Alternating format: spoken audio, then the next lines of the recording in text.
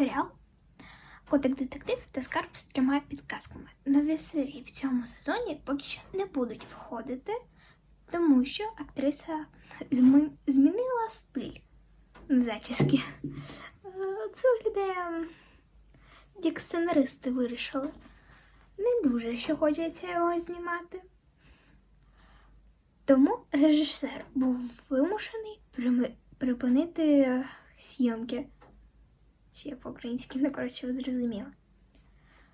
Але вони заявили, що якщо воно довго не відросте, чи щось в цьому роді, чи надто довго не будуть випускати ці серії, вони знімуть додаткову серію про те, як вона змінила цю зачіску.